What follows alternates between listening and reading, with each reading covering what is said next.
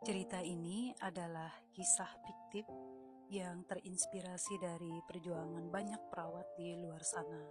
Sebuah perjalanan penuh tantangan, kerja keras, dan mimpi yang akhirnya terwujud.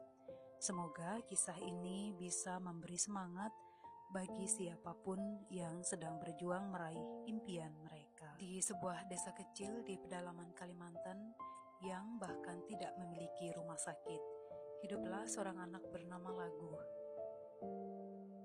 Jika ada yang sakit, keluarganya harus menempuh perjalanan jauh ke kota untuk berobat. Lagu tidak pernah membayangkan bahwa suatu hari ia akan menjadi perawat, apalagi bekerja di luar negeri.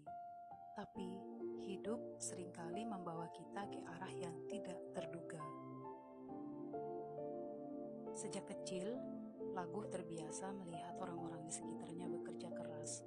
Orang tuanya adalah petani dan saat libur panjang, ia ikut mereka ke ladang, membantu memanen hasil kebun atau sekedar menyiapkan bekal. Ia tahu bahwa hidup itu sulit dan ingin mengubah nasib. Ia harus menemukan jalan keluar dari lingkaran kesulitan ini. Suatu hari, sekolahnya kedatangan seorang alumni yang berbagi pengalaman tentang bekerja sebagai perawat di luar negeri. Dia bercerita tentang perjuangannya belajar bahasa asing, mengurus dokumen, dan akhirnya bekerja di rumah sakit besar dengan gaji yang jauh lebih baik. Lagu terpesona. Sejak saat itu ia berjanji pada dirinya sendiri, suatu hari ia juga harus bisa pergi ke luar negeri. Tapi untuk mencapai itu jalannya tidak mudah. Lagu harus kuliah keperawatan dulu dan itu tidak murah. Orang tuanya siap mendukung sebisa mereka dengan cara berhutang ke sana kemari.